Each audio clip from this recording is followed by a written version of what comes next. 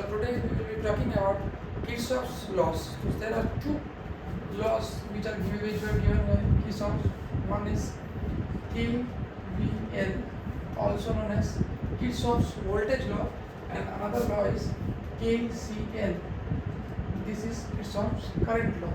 So today in this video we will be seeing about the KVL. We will discuss about only just the Kirchhoff's voltage law. And next video we will be discussing about the Kirchhoff's current law. So first of all, what he is stating, we have to understand what he is stating. I have seen many people making these things very complicated.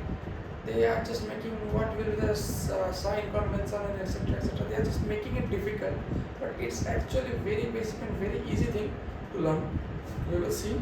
So first is what is KVL, and the law states very easily. The law states that sum of all voltage drops in a closed loop is equal to 0. The statement itself is everything to solve this, because it's stating that the sum of all voltage drops in a closed loop is equal to 0. So how to understand what it means? Suppose here we have a circuit. Here we have a circuit. Okay.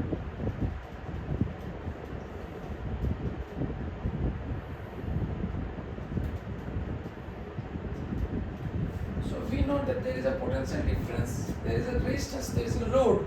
So current will be flowing in any direction. I don't know which direction current is flowing. I don't want to see the polarity of the battery. Anything. I just assume that the current is. I just assumed that the current is flowing in clockwise direction, and let the current be I1. Okay. So what is the statement? The statement is very clear. Sum of voltage drops in a closed loop is equal to 0. If I consider this circuit, the wires are of no resistivity or no resistance, then I can term this point, let it be A. So there is a voltage at each point of this wire, different voltage. From here to here, the voltage will be same from here to here. Then there will be some voltage drop across this. Then the voltage will change. Again here to here, all the voltage will be same. Similarly here to here, all the voltage will be same.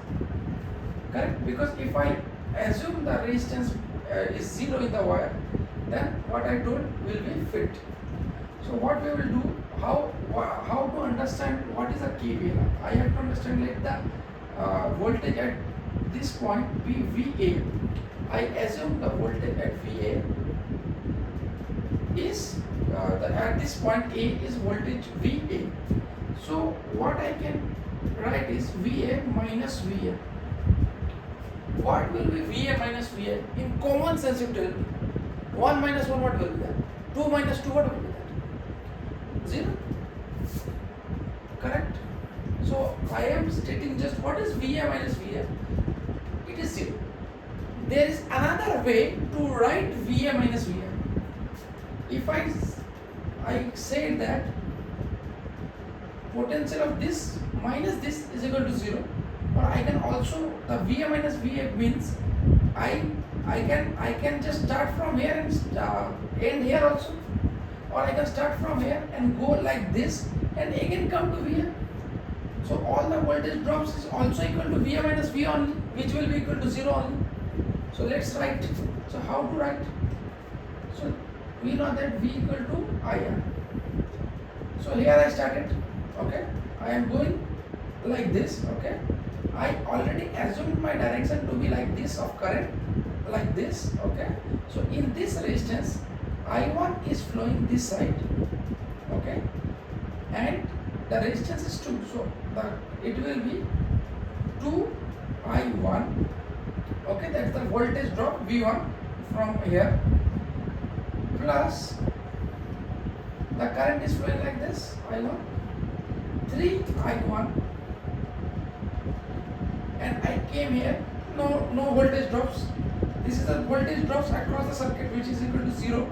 The sum of all voltage drops across the circuit is equal to 0. So first voltage drop is this. First voltage drop is across the 2 ohms resistance. Second voltage drop is across the 3 ohm resistance. And third voltage drop is this. When I am going from this side of the battery to that side of the battery. So first, when the current is, I assume this as the positive direction. So I am going like this. So I am first hitting the negative one. So I am going from lower potential to higher potential.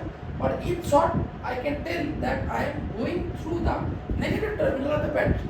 So I will write it minus 5 volts. Right? So this is only the VA minus VA thing, because I start from here, I gone through a complete loop and I wrote down all the voltage drops. So sum of the all voltage drops must be equal to 0. Common sense thing. That's it. So it can be written 5I1 minus 5 equal to 0. Simple. So from here, I1 equal to 1 ampere. So I get to know I1 will be equal to 1 ampere. Simple. So can you check what is the what is the sign of the I1? It came to be positive. In the equation, I1 came to be positive. That means whatever I have assumed the direction, it is correct. In case it would have been negative, that would have meant I just assumed the direction to be clockwise, but the current is actually flowing anti-clockwise. That's the only thing. That's the only thing. If the current would have been negative, suppose, now solve this question. So what will be the voltage drop? You can write that 2I1 plus 3I1. Now plus to negative plus 5 equal to 0. I1 equal to minus 1. So in this case, I assume the current to be like this, but actually it's going like that. That's the all. Clear? So what is the use of KVL? See, I can use it to find out the currents. If I know the current, I can tell what is the potential drop across this resistance. It may be a question. What is the potential drop across this resistance, and etc. etc. So this is the use of KVL. In short, sum of all voltage in a closed circuit is 0. Right? It's so easy. Now we will check 2 cases. I have 2 examples over here. So we will check both. Let's have a look.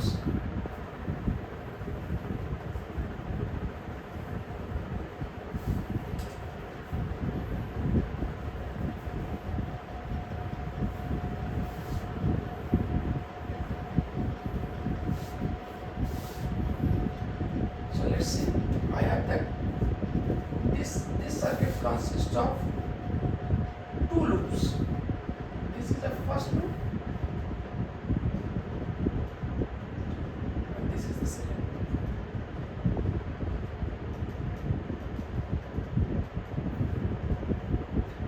So this is 10 loops, this is 7 loops, this is 3 loops. Always use SI units.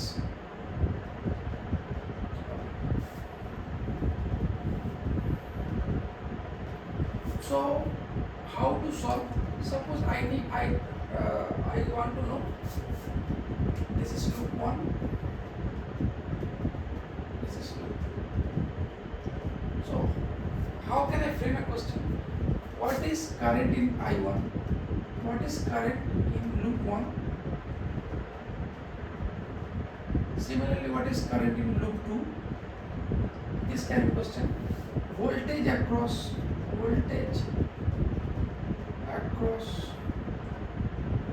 3 ohm resistance.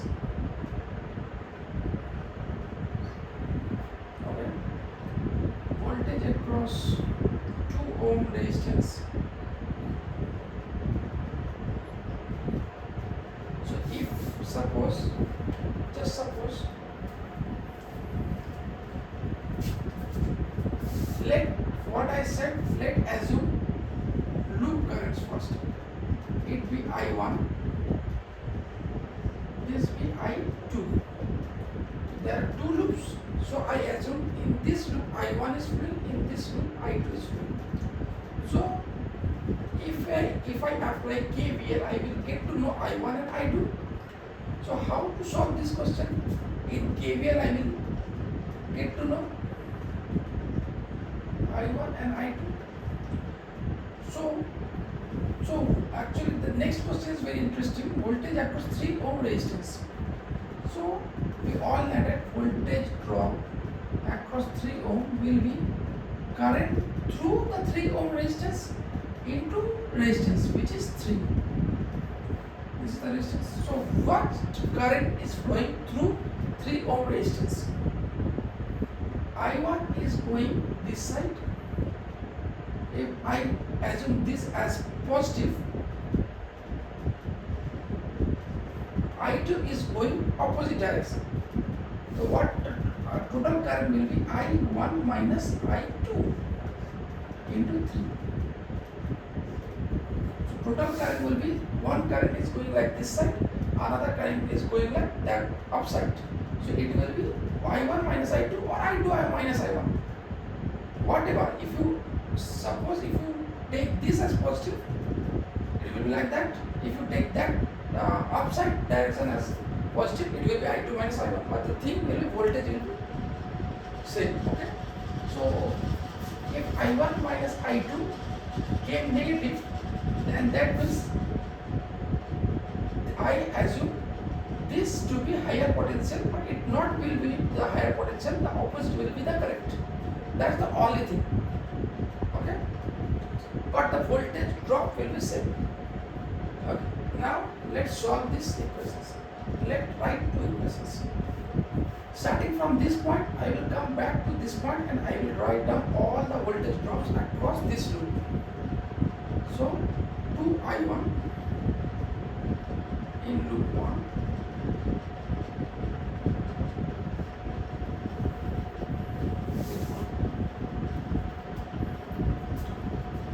2I1. Right now I am assuming this as positive. Okay, so I am going upside because I am starting from here and coming like this. Upside to downside I am going. So I am assuming this to be plus I1 minus I2 into 3 ohm. If this direction is plus, then it will be automatically negative. That's it. Minus 5 equal to 0. So it will be 3I1 minus 3 into 5I1 minus 3I2 minus 5 equal to 0. This will be equation 1. And let's go to the another loop in loop 2. Let's start from this point and again finish on this point. So I2 is flowing like this. Let this be positive. I already assume this as positive right now. So this clockwise is positive. Like full, like this direction is full. This full direction is positive. Okay, like going like that. Anything is negative. Any other direction is negative. So in loop 2, 7I2 plus 10. I am going from up plus to negative. So whatever I will hit first, I will write like that. Plus 10. Now I am going like this. So I2 is positive here and I1 is negative. Plus 3 I2 minus I1 equal to 0.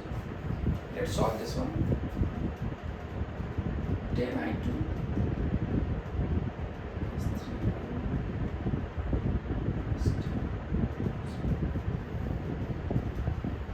plus 3 So equation 1 I have equation to I. If I solve these two equations, I will get I1 and I2. Let's solve it.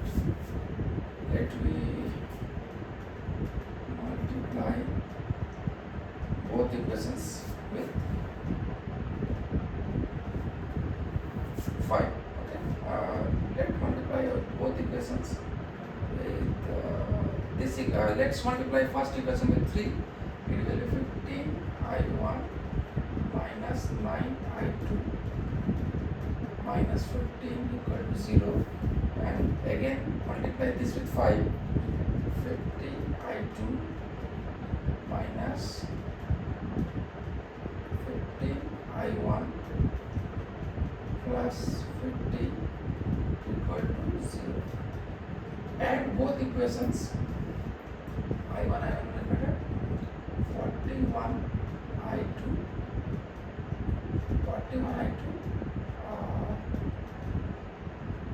I2 minus, I'm just adding both, sorry, plus 35 equal to 0. So I2 will be 35 by 41. So I got I2, suppose something it will be value, okay, in positive. So what I assume it's correct. And I1 will be, and you can also find I1 similarly, okay. You can also find I1 similarly. If you put this I2 value here, you will get I1. So you got I1 and I2 both. So if you got both I1 and I2, now what you can do? Now you can answer all the questions. You can answer I1, you can answer I2.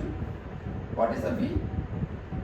If suppose this I1 minus I2 is positive, so I1 minus I2 means from like this, okay, I1 minus I2 means the net current. I1 minus I2 means if I1 minus I2 is positive, the net current is going downwards because I1 is going downwards. So in this loop, the net current is going downwards. So current is always flowing from higher potential to lower potential. Okay, so current is always flowing from higher potential to lower potential. So we will know that this is the lower potential point and this is the higher potential point. Okay, this will be the minus and this will be the plus. If I2 minus I1 is positive,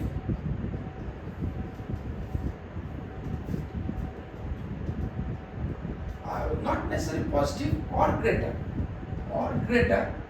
positive or greater, that means the current is flowing from bottom side of the circuit to upper side of the circuit. So we will know that current is always flowing from higher potential to lower potential. So this is the higher potential, this is the lower potential. That in this case, what is the voltage drop? Okay, so we can answer this all questions. What is the voltage across 2 ohm resistance? It will be 2 I1. The answer will be 2 into I1. Whatever the value of I1 it will be there. So this is how we use KVL to solve our questions. We actually what we doing is we are just framing the equations and solving them. Okay.